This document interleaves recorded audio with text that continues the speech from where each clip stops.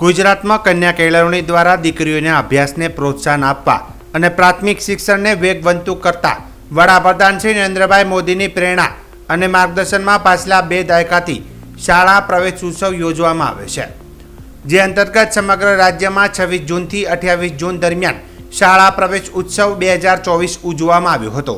આજે બનાસકાંઠા જિલ્લાના થરાદ તાલુકાના નાનોલ અને આસોદર ખાતે પ્રાથમિક શાળા વિધાનસભાના અધ્યક્ષ શ્રી શંકરભાઈ ચૌધરીએ બાળકોને શાળા પ્રવેશ ઉત્સવ કરાવ્યો હતો।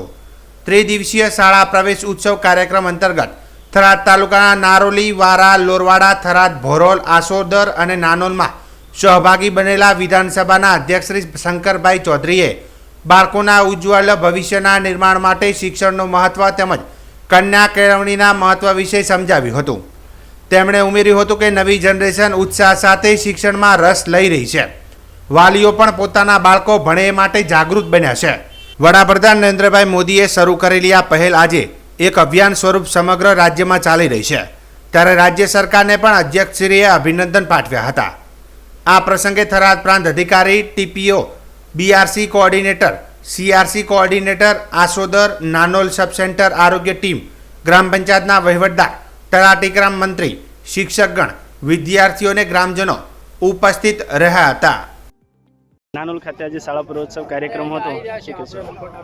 નવી જનરેશન ખૂબ ઉત્સાહ સાથે શિક્ષણ એક્સેપ્ટ કરવા જઈ રહી છે। વાલીઓમાં પણ જાગૃતતા જબરદસ્ત આવી છે અને આવનારા સમયમાં મને લાગે છે કે રાજ્ય સરકારનો જે અભિગમ છે 100% નામાંકન પછી સ્થાયીકરણ અને ક્વોલિટી એજ્યુકેશનની દિશામાં, તો પહેલી વખત એવું દેખાય છે કે વાલીઓ પણ રસ લેતા છે પોતાના સંતાનો ભણે એના માટે। આવતીકાલ ઉજળી દેખાય છે। રાજ્ય સરકારના આ અભિગમને હું હૃદયથી ખૂબ ખૂબ અભિનંદન આપું છું વિસ્તાર વતી પર, કે ગામડે ગામડે જઈને બાળકોને શાળામાં પ્રવેશ કરવા માટેનું આ મહાઅભિયાન મોદી સાહેબે શરૂઆત કરી હતી, એને માન્ય ભૂપેન્દ્રભાઈએ આગળ વધાર્યું છે।